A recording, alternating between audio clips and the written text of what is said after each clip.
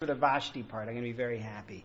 I had an idea which I haven't heard others say, but I think it's correct. You'll tell me what you think, and we'll see. But first of all, I want to thank the sponsors for the shiur today. First of all, in general, for the class through the year, Dana and Ilan Rubinstein, and then the following gifts from our day of giving in July: Carol and Stuart Lesser, Ralph Levine, and Rena and Richard Levy. And we're also dedicated by Danny and Ellen Gordon in memory of Ruchama Chava Rachel Kantrowitz on her first yahrzeit, Monday the 15th of Cheshvan. Shama should have an aliyah. Okay, so we are still on Achashverosh's party, and we're looking at three approaches to that party. Just to remind everybody from last week, we started on the first approach. The first approach is really the most basic, straightforward, fits the text very well. And that is, the party is a demonstration of Achashverosh's obsession with power and status. So that we started out by pointing out that it's when he's sitting on his throne, and how odd that is, because it's year 3. What's he been doing until now? And the insight of the Malbim suggesting that Achashverosh actually ordered a new throne. He wants to demonstrate his power. He has moved the capital to Shushan, and he has built a new throne. We are also introduced to Achashverosh as a schemer. He makes one party for the leadership and another party for all the locals. We discussed the Gemara's question of whether Achashverosh is really smart or whether he's foolish. Is it a good strategy or a bad strategy? But fundamentally, he is a schemer. And that's what we pick up with this week. I wanted to show you another way in which we see Achashverosh plotting as we read this chapter. And if you take a look in your Megillat Esther, in the book itself, chapter 1, sentence 4, right, there's a lot to be said about this sentence. I'm going to call it up on my own here. Actually, I'll just use my dot Mikra edition. It's easier. So, chapter 1, sentence 4, we are informed that Achashverosh is making his party, V'har'oto et osher kavod malchuto, because he wants to show off his wealth, the honor of his empire, ve'et yakar tiferet gedulato, and the glory of the splendor of his greatness. You hear all these words, right? It isn't enough to just say his tiferet, his splendor. No. Yakar tiferet gedulato. Yakar, something that is yakar. What does yakar mean? Dear. Sorry, dear? Okay. What else do we use the word yakar to mean? Expensive, somebody said, right? Yakar means expensive. It also means heavy, interestingly. The word kavod is often translated in Aramaic as yakar. And I think that goes together. It's the classic kavod, kaved, right? Something that is kaved is heavy, something that kavod is honor. It is yakar, the heavy honor of Tiferet, the splendor of Gidulato, his greatness, in case you didn't know about him. Yamim rabim shmonim umat yom, and he's going to do this for 180 days. That's the 6-month feast. And yeah, in terms of why 6 months, just as an aside, I think the answer is simply that he has to. Because he's making this feast for all the nobles from all the lands, it's not as though they're all able to show up at once, right? They're going to make it when they're going to make it. And I don't think anyone is staying for 6 months. I think that they're showing up from their different lands and they stay as they stay. Otherwise, you'd have a situation in which the entire empire is out its leadership for 6 months, which is a little hard to imagine. But that's not the focus. The focus is actually the next line. Uvimlo tayamim ha'ele.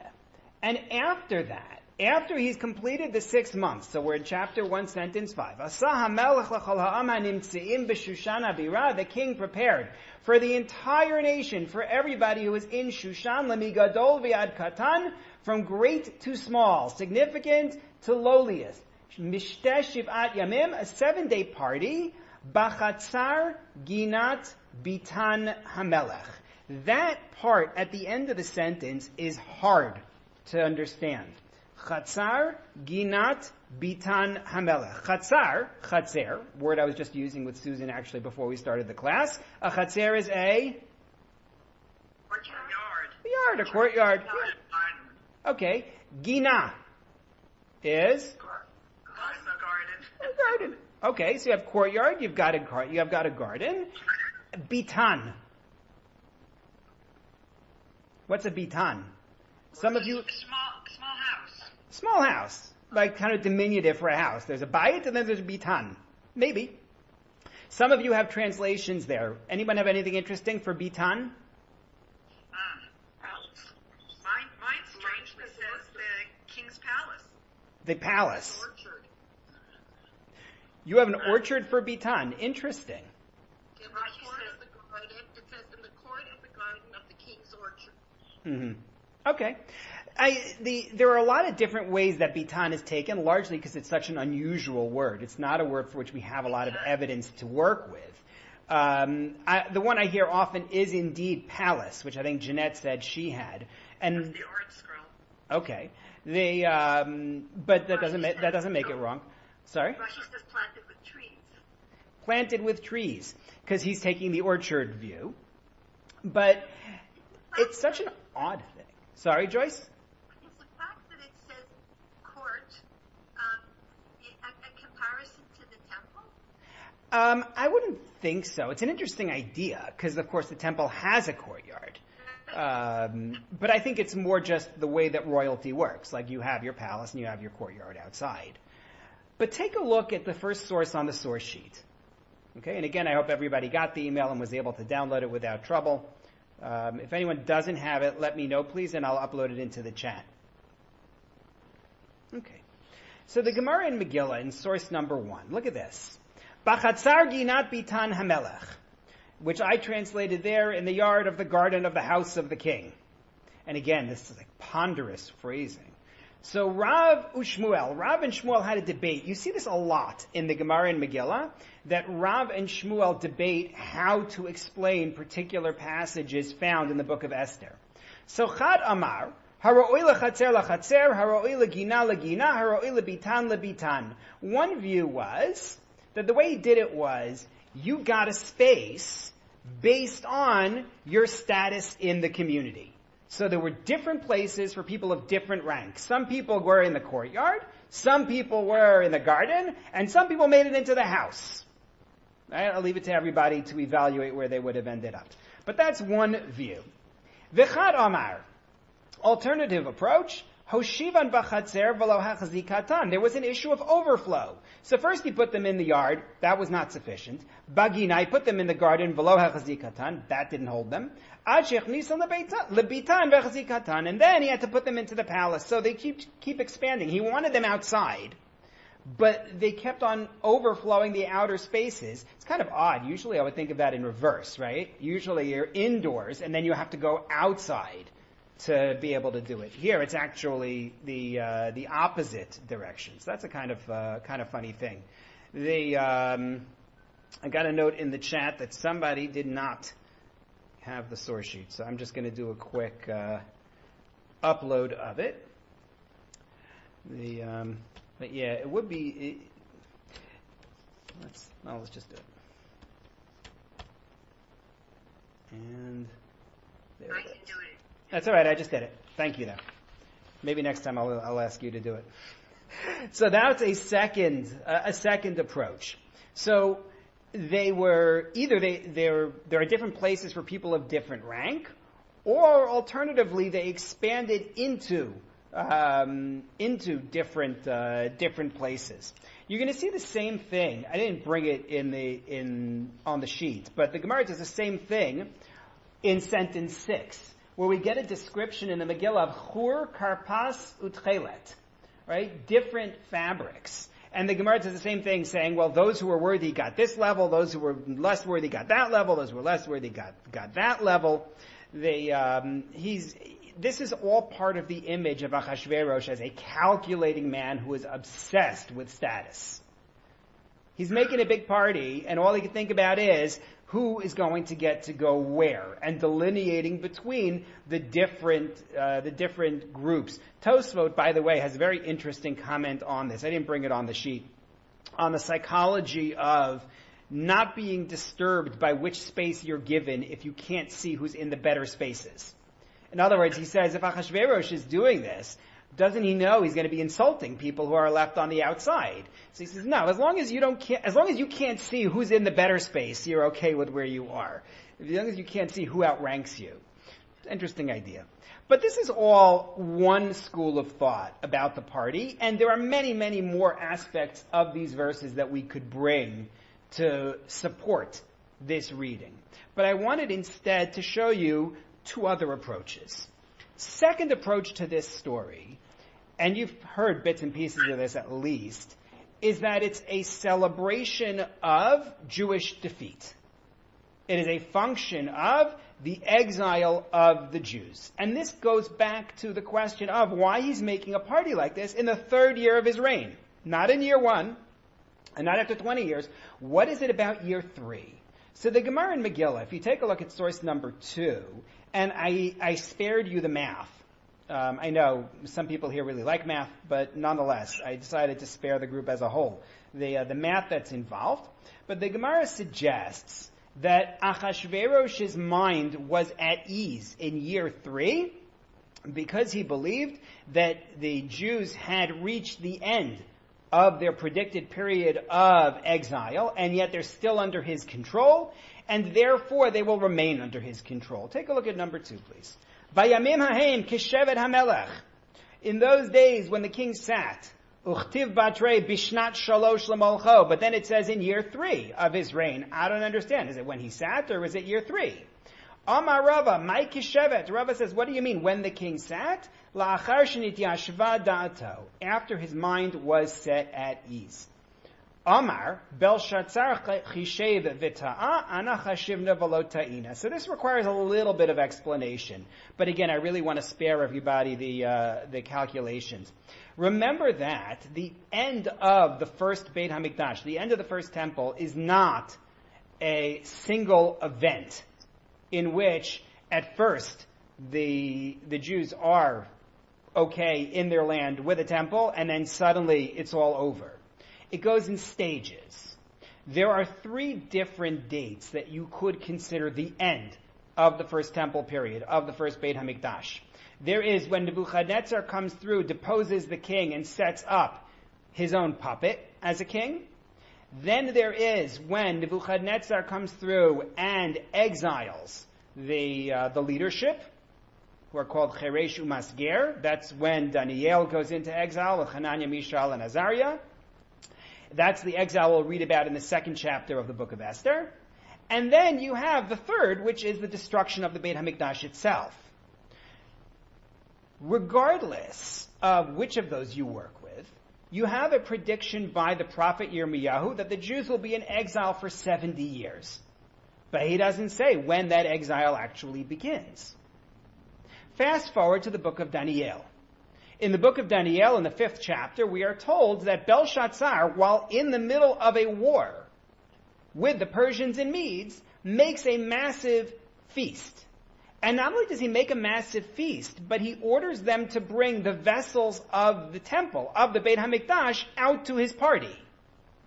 Not talking about now something that the sages infer. It's explicit in the text in Daniel chapter 5. So the question that you have to ask is, what is Belshazzar doing making a big feast in the middle of a war? And by the way, he's losing the war. And number 2, why does he have the vessels of the Beis HaMikdash, of the temple, brought out? What's the connection here? And so what the Gemara suggests is that if you do the math, you realize that year, when Belshazzar does this, is year 70, if you're counting from one particular landmark within those 3 stages of the exile. I don't remember if it was the 1st or the 2nd right now. The Gemara goes through it. So when I said I'm trying to spare you the math, that was a euphemism. I'm sparing myself the math. So, but Belshazzar is doing is he's making a feast to say, aha, see that? Judea capta, to use an anachronism. He's saying, I have defeated the Jews. I am bringing out the vessels of their temple at my party, which of course doesn't end well, right?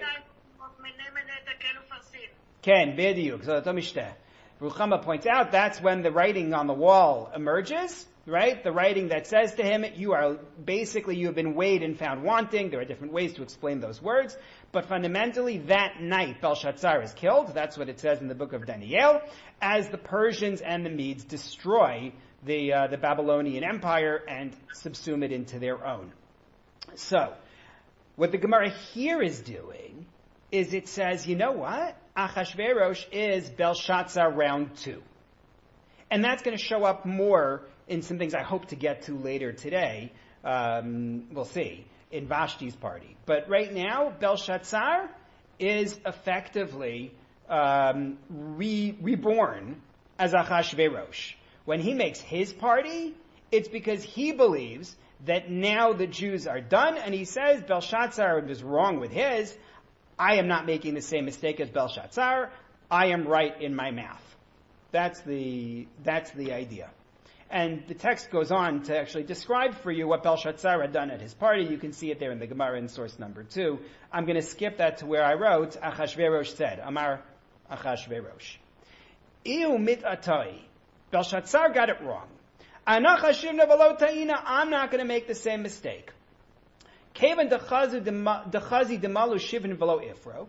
saw 70 years were up and the Jews had not yet been redeemed. He says they're done. They're not going to be redeemed anymore. I'm going to take out the vessels of the Beit HaMikdash and I'm going to use them. And in comes the Satan and dances among them and he kills Vashti. And that we're not there yet. But the idea here is, first of all, we're linking Achashverosh to another king. You may recall that last week we linked Achashverosh to Sancherev, the Assyrian king. Now we're linking him to Belshazzar.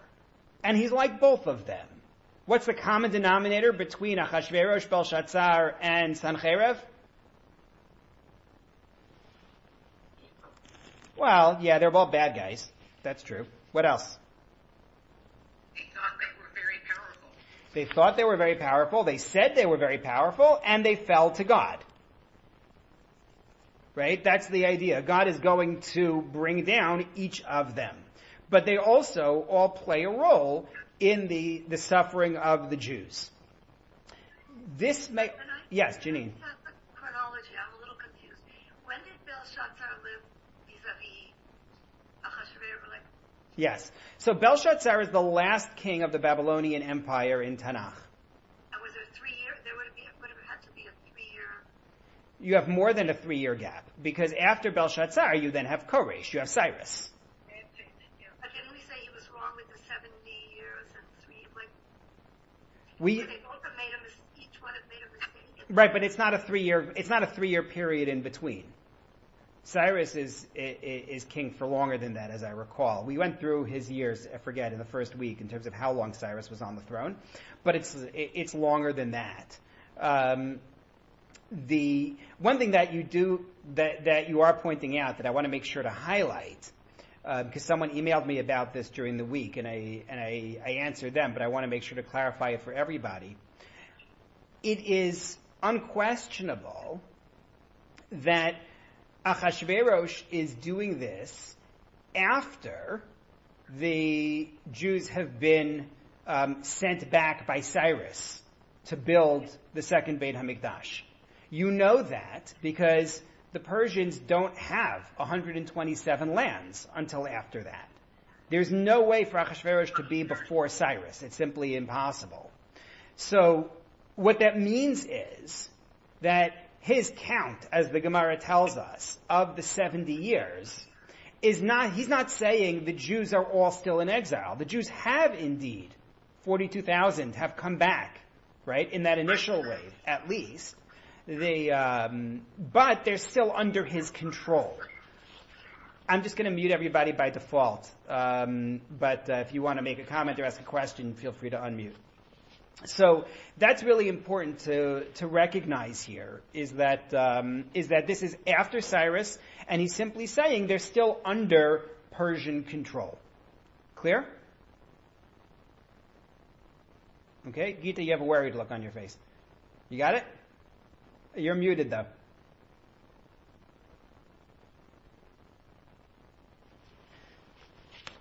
I never got your sheet, and I didn't want to bother you again. Got it. Well, I put it in the chat.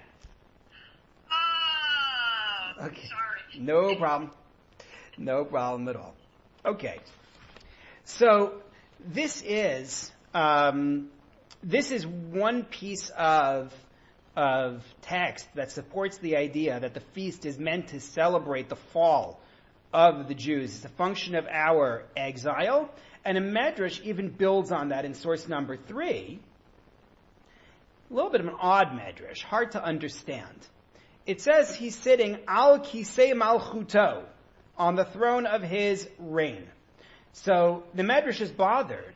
It's written chaser, it's missing a vav. It's written melachto. What would I do with that word? So it answers, he actually tried to sit on the throne of Shlomo. Shlomo has a famous throne, as described in Malachim Aleph. Midrashim expand on it. He wanted to sit on Shlomo's throne, v'lo hinichuhu, and it wouldn't let him. I don't know what that means, but it wouldn't let him. Amru lo, and they said to him, Kol melech she'eno kozmi kartur.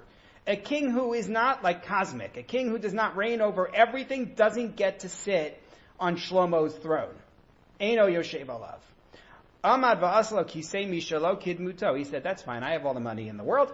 I'm going to make my own throne. It'll look just like his. And it's going to be huge. And there's nothing that anybody can do to stop me from making a throne that's just like Shlomo's throne. That's what the Medrash sees. The Medrash seems to be building on the idea that without the Aleph, you could read Malchuto as being like Milachto, his work, the throne of his crafting. The only problem is, if you look at the word Malchuto in your text in chapter, again, it's in sentence 2, chapter 1, sentence 2. How is the word Malchuto written? I have a vav. Yeah, so do I. No aleph. But no aleph. Well, there isn't supposed to be an aleph. Yeah, lacha? If it really were malacha, but it's Malchuto, there's not supposed to be an aleph. It's malay. Right. So the Eitz Yosef commentary on this medrash suggests that some scribe at some point in recording this medrash made a mistake, and that it wasn't that it was written chaser, missing a vav, but rather the idea is kisei malchuto instead of kisei hamalchut. Kisei hamalchut would be the throne of the empire. Kisei malchuto says it's his, because he has one made for himself, because he can't sit on the one that he wants. In any case, I'm not focusing on the Kisei Malchuto. I'm focusing on the idea that he wants to sit on the throne of King Solomon. That's really the important part, and it feeds into a Gemara on sentence 4 in this chapter. We read this sentence, Yekar Tiferet Gedulato. The honor of the splendor of, however you want to do it, the honor of the splendor of his greatness. So the Gemara looks at that and says, Tiferet is a word we know. Tiferet is a word that we use regarding clothing of the Kohanim. And so take a look at source number 4. This teaches, I'm reading my English translation in the interest of time, this teaches that he wore the clothing of the Kohen. Because here it says, Yikar Tiferet Gedulato, the glory of the splendor of his greatness, and there it says, L'chavodu L'tiferet, for honor and for splendor. So the Gemara says that he's actually wearing the clothing of the Kohanim. The Medrash is motivated by a textual problem. What is Yikar Tiferet Gedulato? What does it add to Osher Kavod Malchuto in the first part of the sentence? The sentence already talked about the wealth of the honor of his reign. What is it adding with the honor of the splendor of his greatness? So it suggests it's talking about the clothing of the Kohanim, but it's doing something else. And it's a very important thing, which is it's highlighting Achashverosh's use of the property of the Jews and the holy property of the Jews. It's meant, again, to emphasize our exile. It shows Achashverosh as a member of the nations admiring the grandeur of the Kohen Gadol and wanting it for himself and celebrating our defeat. Are we clear or am I going too fast? We good? Nods or thumbs down. You can thumb down. That's fine too. Except for the people whose videos aren't on. You have to find some other way to let me know. But the one more medrash which you have to bring up in discussing this. Sorry, yes? Does Tiferet also represent jealousy?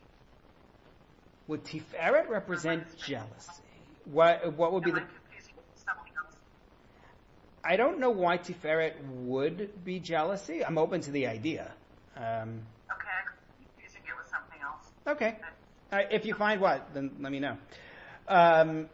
But there's one more medrash that you really have to talk about here.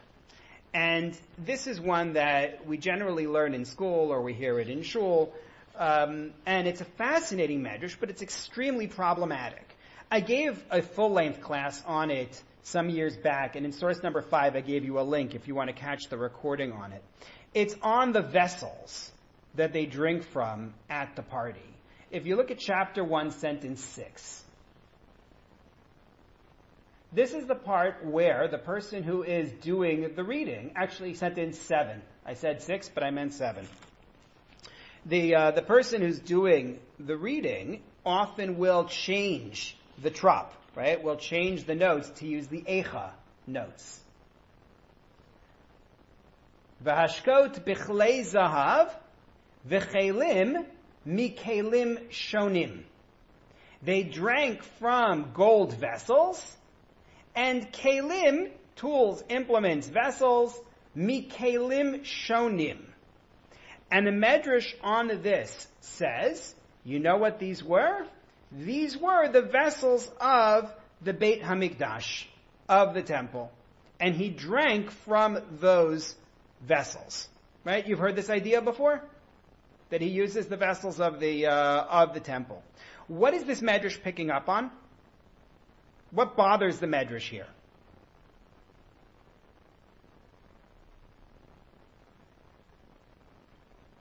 The word shonim. Yeah. What about it?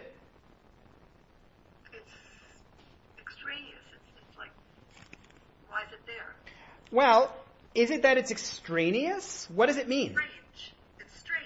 It doesn't. It's not what you would expect. Or something happened to the vessels. Wait, before we talk about what happened to the vessels, what does the word mean? Different. There's like the thing that does were mostly silver, and he shows up with zahav, and then other vessels which are not zahav. So Most of them are silver. So, yes, but I think I'm asking a question first, which I think some people are trying to answer here also, which is, the word shonim means different. Like mishuneh, shinui. Okay? And the problem that we have is I don't understand the text. He drank from, or he had his people drink from gold vessels and different vessels. Or even worse, he had them drink from gold vessels and mismatched vessels. They just drank a lot. They drank. I understand that they're drinking, but I don't understand what you mean. Different vessels? Achashverosh doesn't have a full set? No one for his weddings gave him anything? Yeah, Rebecca. Sefaria translated as very design. Which translation are they using? Sefaria. No, but Sefaria has multiple translations available on their site. They have the Koran one, they have the JPS 1917, 1985, so you have to see which one they're using. But this is what the Medrash is bothered by. And there are a whole range of answers to explain what this word shonim or mishunim actually means. So Rashi says, What it means is a wide variety of options for people. Achashverosh put out a great range of vessels. You want gold, use gold. You want silver, use silver. You want marble, you got marble. Whatever you like. That's the way Rashi reads it. Malbim says, for some reason, that shonim actually means it was a full set of utensils in one. I'm not clear on how he gets that out of shonim, but that's what he says. There's a medrash, this is fascinating, which says that it was that people drank from a different cup each time. Each time you wanted a drink, you got a fresh cup. All sorts of different explanations for what shonim may mean. You have a medrash in Esther Rabbah that says that people who looked at these vessels, their faces would change in shame before their beauty. Their faces were shonim or mishunim would change. But what you have here in the Gemara in source number 6, they point out that it's shonim instead of mishunim. Really, if it meant different, maybe it should have said mishunim. And they suggest that shonim means repeating. To do something again. Meaning, Persia is repeating what Babylon did. Achashverosh is repeating what Belshazzar did. We know Belshazzar brought out the vessels at his feast. And look, Achashverosh did the same here. Just like we've said he's like Belshazzar before, so too he's like Belshazzar now. Now, there's a lot to be said about this medrash. That's why I gave you the link in source number 5 if you want to hear a whole class about it. But I want to just show you 3 levels in this medrash. On a simple level, this shows, as I said before, that the meal is a degradation of God and the Jews. That's one level. Fits in also with the Gemara that we're going to come back to that says that the Jews ate at the meal and that was so terrible because they ate at a meal that celebrated their downfall. That's one read. Second level is that it's a medrash about Achashverosh. You're linking him with Belshazzar as a disreputable villain. Belshazzar is a bad guy. And not only is Belshazzar a bad guy, but Belshazzar is a bad guy who gets no respect. It's very striking, and this is a long story, but in that chapter in Daniel, Belshazzar offers Daniel great gifts for interpreting the writing on the wall. And Daniel says to him, you can keep your gifts. Daniel didn't say that to Nebuchadnezzar. Nebuchadnezzar gave Daniel gifts, and he never said that to him. But with Belshazzar, Daniel says, you can keep your gifts, I don't want them. Think of Avram and the king of Sodom. I don't want anything from you. Belshazzar is low class. And Achashverosh is now getting that status as well as we compare him with Belshazzar. And then a third level, and this is a much bigger point, but it's a medrash about our redemption. Because the vessels are highlighted when we go into exile, when the Babylonians take them. We're told that Nebuchadnezzar kept them in his temple with his gods. And then they go through this degradation, but Cyrus sends them home. So that the ark of our redemption is the ark of the vessels. And there's actually a lot to say about that, about the journey of the vessels and the journey of the Jews. Moshe, I see your hand, hang on. But that's just something that's also worth noting. The big problem with the vessels is just that the chronology, I think I mentioned this week 1, the chronology is wrong.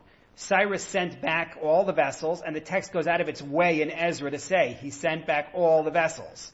So Achashverosh doesn't have any vessels.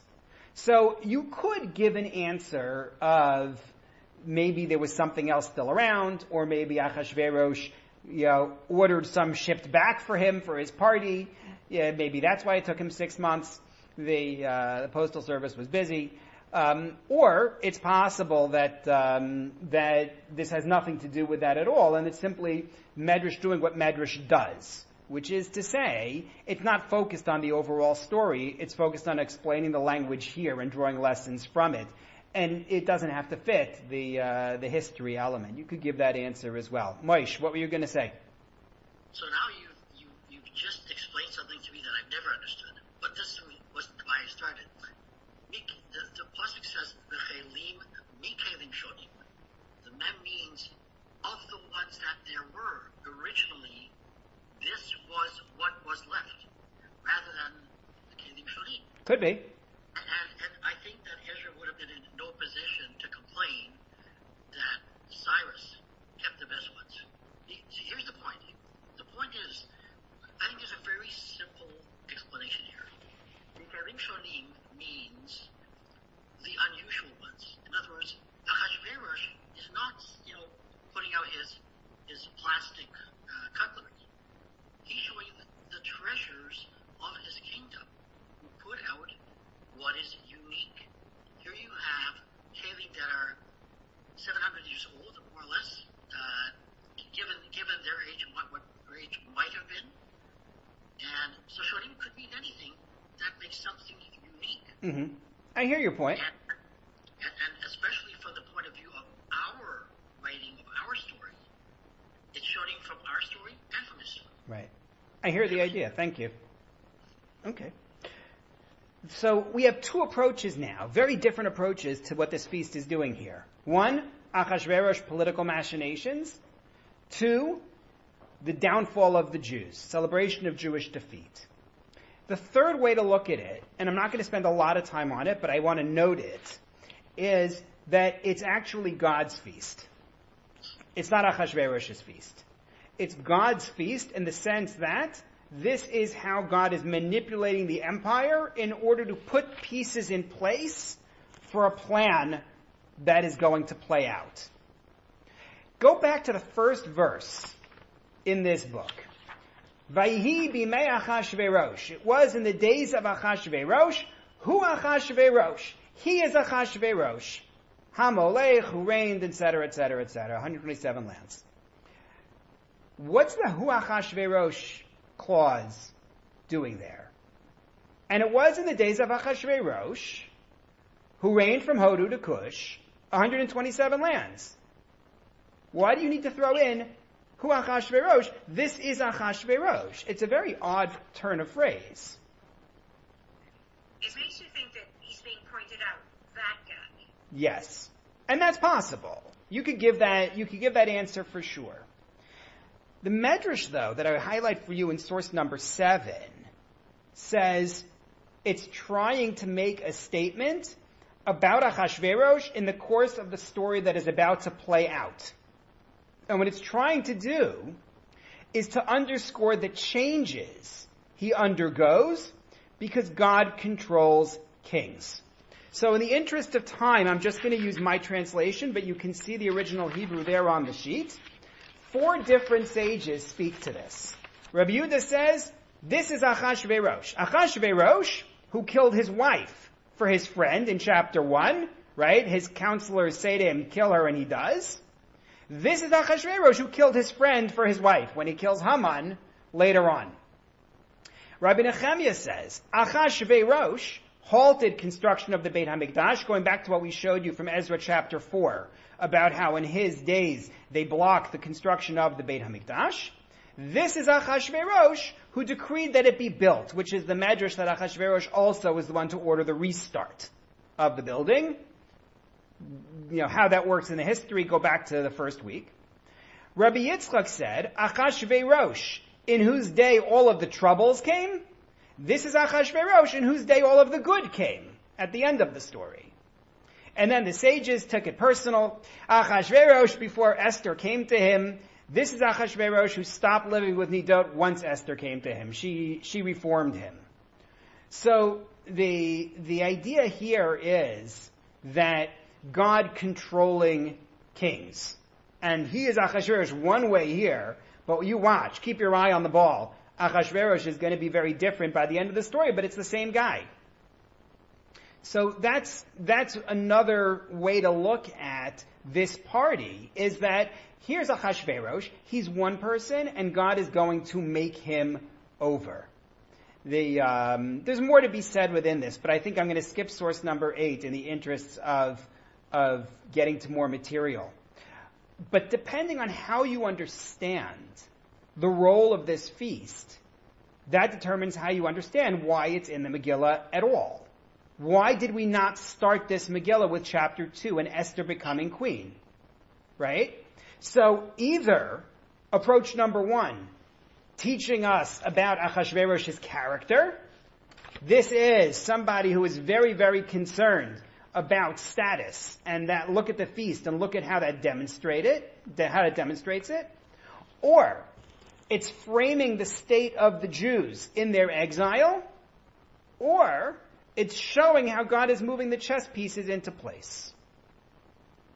One other thought on the purpose of this feast, from the Persian perspective on its purpose. And I noted this very briefly in week 1, but I wanted to call your attention to it and make sure people saw this. Take a look at source number 9, please. This is from Herodotus, from the Histories, and his description of Persians, and specifically Persian drinking. He says, "Moreover, it is their custom to deliberate about the gravest matters when they are drunk, and what they approve in their deliberations is proposed to them the next day when they are sober, by the master of the house where they deliberate. And if being sober they still approve it, they act on it. But if not, they drop it." So we have our big meetings at the party. Everybody's drinking. They're very creative when they're drinking. And then once they've sobered up, we ask, yeah, but did that make any sense? And if they still think it makes sense, then they say, okay. However, look at the next line. If they have deliberated about a matter when sober, they decide on it when they're drunk. They really value both perspectives. That's Herodotus. Now remember, I said to you in week 1 that some people call Herodotus not the father of history, but the father of lies, because he's giving you a Greek perspective on the Persians.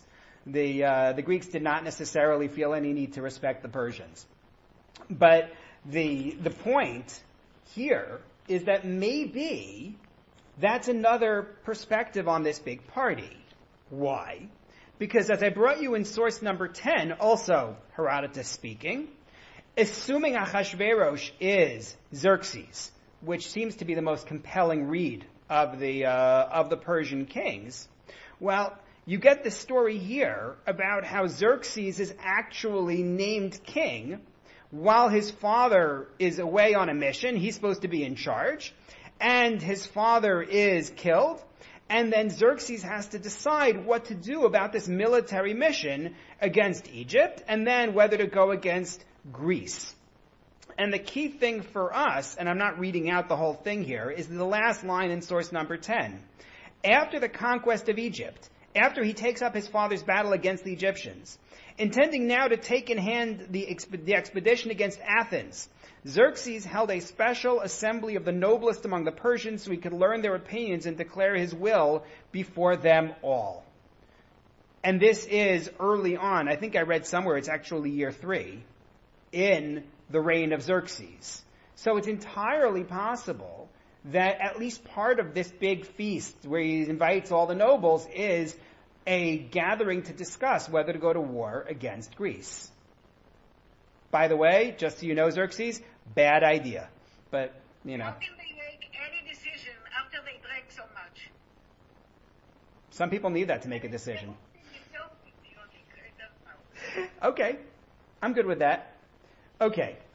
The problem with this is also, I don't know what that does to his second feast. You could come up with explanations, but it's not really that important for us. Okay. Before we go on to Vashti, and we only have 15 minutes left. This is ridiculous. There's such little time. But any thoughts or comments on the feast before we move on to Vashti? Okay. On to Vashti then. Yeah, I did see the note that someone sent me in the chat about the vessels of Elam. Not sure how it fits in, but I'm going to go on to Vashti right now. So, okay. We have a very odd medrash about Vashti. Midrashim place Vashti as the queen by Babylonian descent. Have you heard that story before? Yes. Okay. That Belshazzar was the last king of the Babylonians. Leave aside Nabonidus, I'm not getting into him. Belshazzar is the last one. And Belshazzar's daughter was actually Vashti. And that Achashverosh married into royalty. And in fact, he was the stable boy. There are a couple of different versions of this. But take a look at source number 11. When Vashti refuses to come out to the party, something we're going to have to talk about, he gets very angry. Vayiktzov hamelech me'od. He is livid. If we have time, we'll see a Malbim next week where he talks about the different terms for anger that are used in the book of Esther. There's chema, there's ketzef. It's very interesting. But Vayiktsov HaMelech Mod, he's really angry. So the Gemara asks in number 11, what did he get so angry about? Like, why is he so livid? Is it just her refusal? So the Gemara says no. Why did her refusal so incite him? Rava explained. She sent a message to him. Stable boy of my father. My father drank the equivalent of 1,000 others. That's the verse in Daniel at that big party Belshazzar made, that he drank opposite 1,000 men. So my father drank the equivalent of 1,000 others, and yet he didn't become intoxicated. Right? Granted, he couldn't read the writing on the wall, but we'll give him that. But you have become foolish with your wine. So it wasn't just that she refused. She refused in style.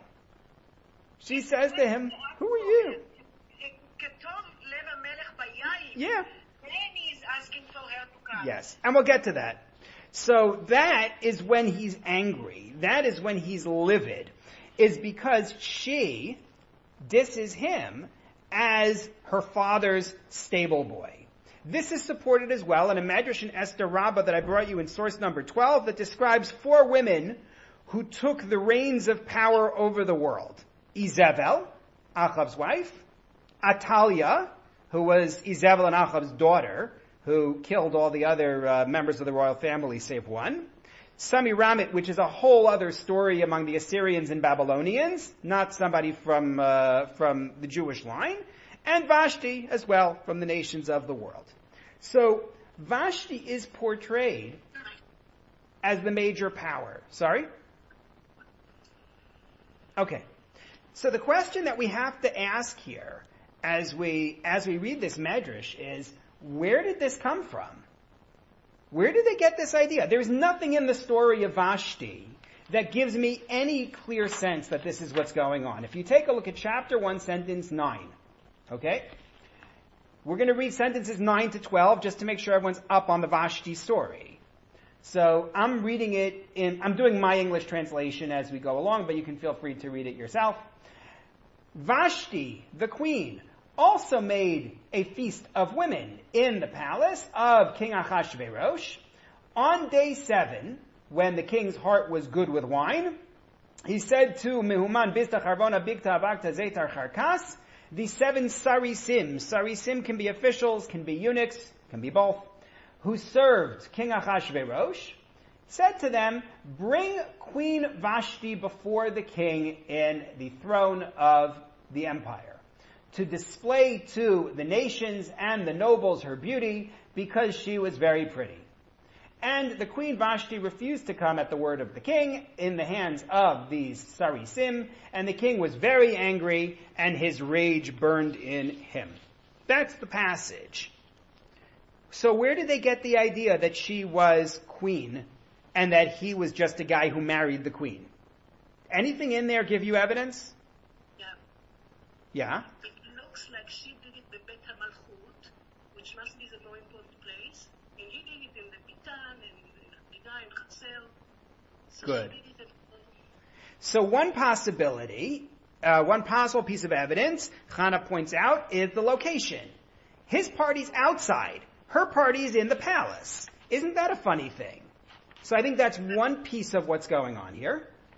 Also, it says that she has the crown of the kingdom. He doesn't have it. She has it. Yeah, she's the one with the crown. I mean, I'm not 100% clear on that because Esther is also going to have the crown. So maybe there were his and hers crowns. I don't know.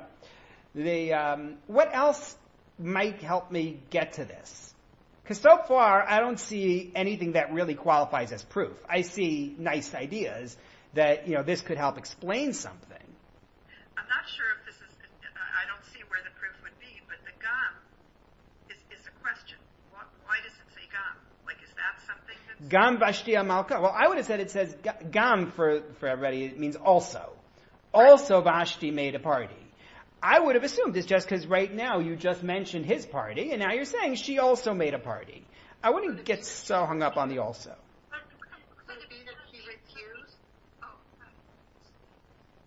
Could refused, that she wasn't afraid. We see how scared Esther is. Uh-huh. And here she's not afraid. She just says, no, I'm not coming. Right. So I think one of the big points here is her refusal.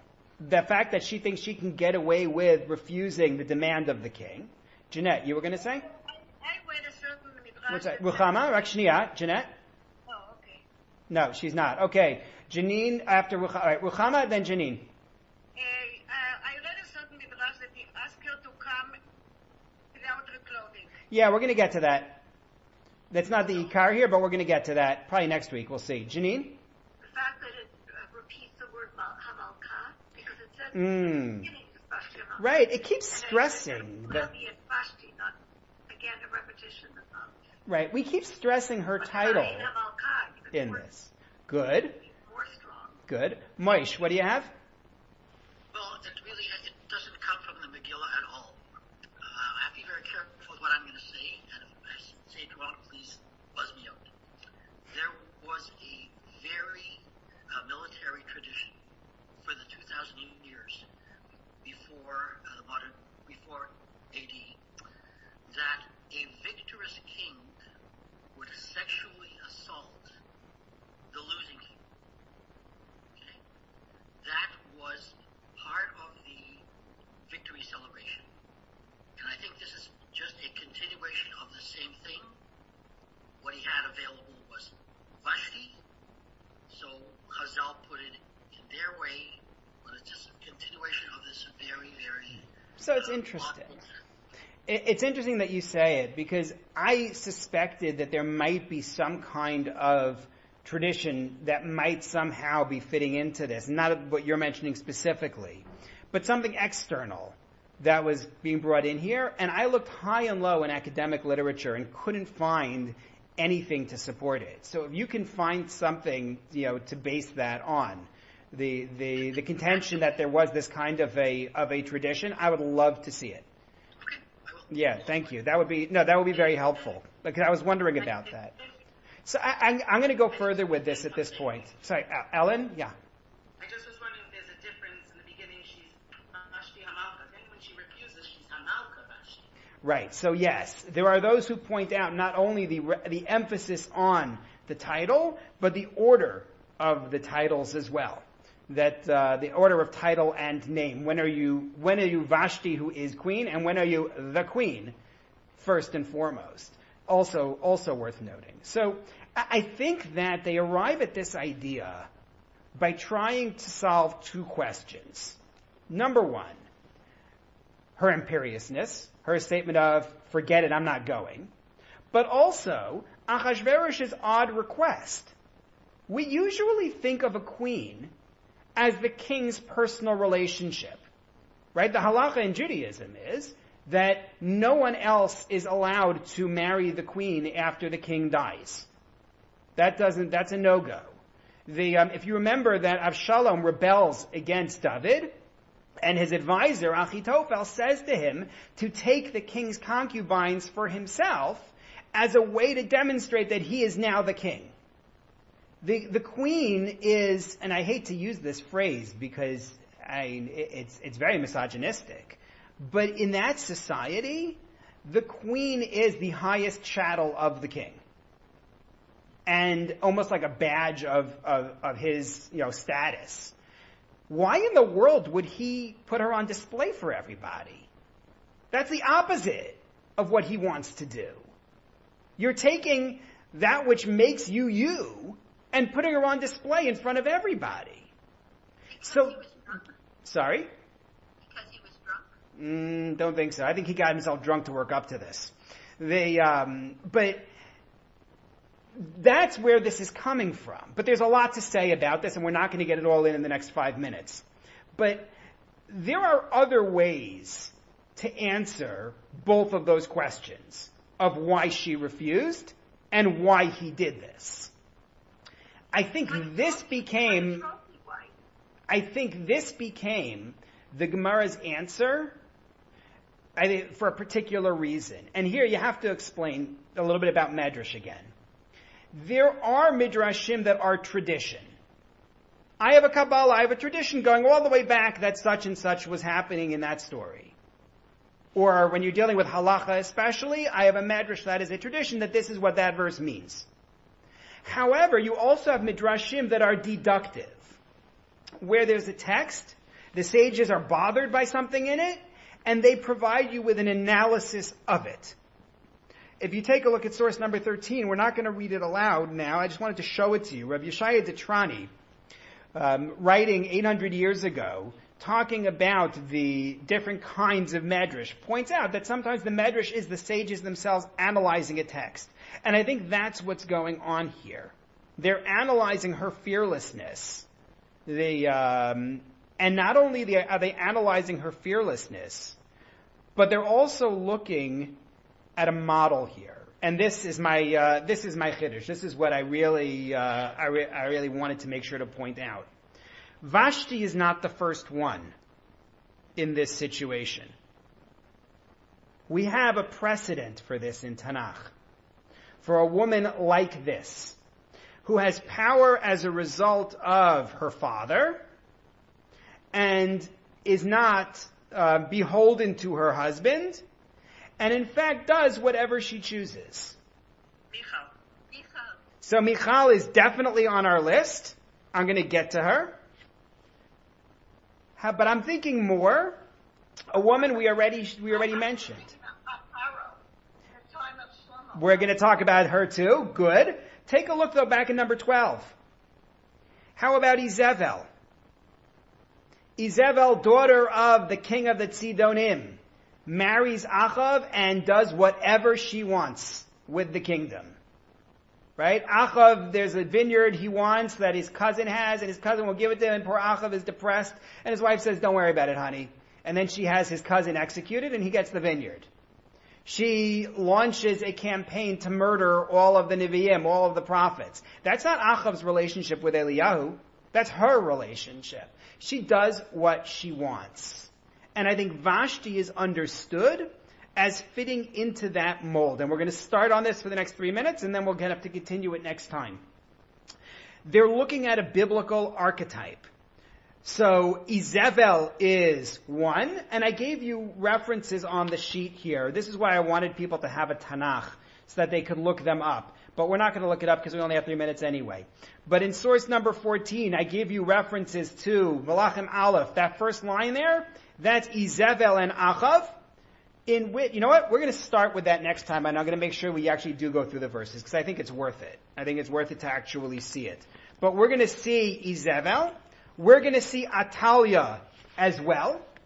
Atalia, the one who killed everybody else within the within the line of the monarchy.